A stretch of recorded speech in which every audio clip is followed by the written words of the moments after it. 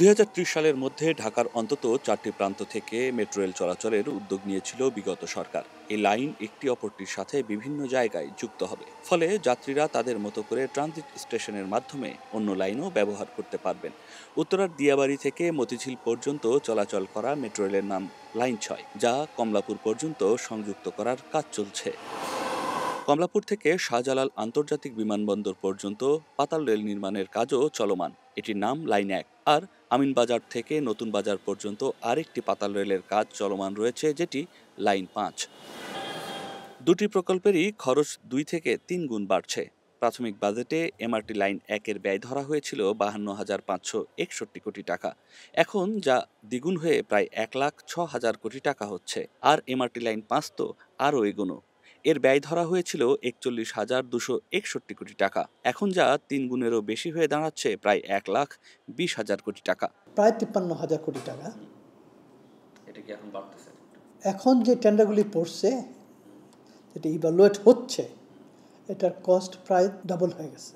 That is our whole TMCC I'll trying to create an environment that competition comes, and when the competition comes automatically আপনার capex কমে যাবে, আপনার opex কমে যাবে।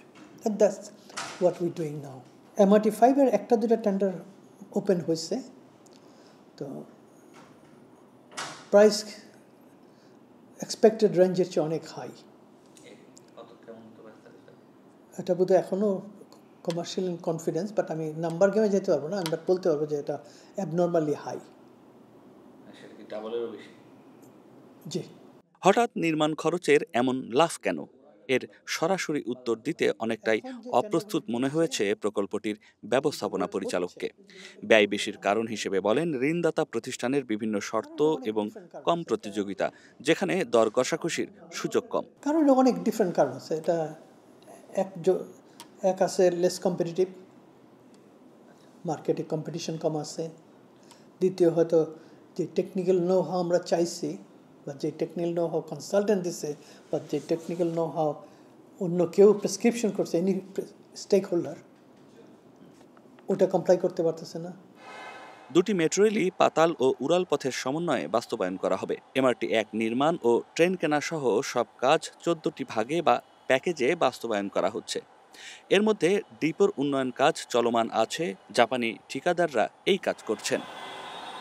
MRT ৬ করার সময় বাজেটের চেয়ে ২,০০০ কোটি টাকা কম খরচ হয়েছিল বলে সে সময় সরকারের পক্ষ থেকে দাবি করা হয়েছিল। এখন প্রশ্ন উঠছে, এত খরচ করে করা মেট্রো রেলের টিকিটের দাম শেষ পর্যন্ত সাধারণ মানুষের ক্রয় ক্ষমতার বাইরে চলে যাবে কিনা। আর রাজনৈতিক সরকার না থাকার কারণে খরচ যেখানে কম হবার ধারণা করা হয়েছিল, সেখানে দ্বিগুণ ও ৩ গুণ বেড়ে যাওয়ায় নানা ধরনের গুঞ্জন তৈরি হচ্ছে।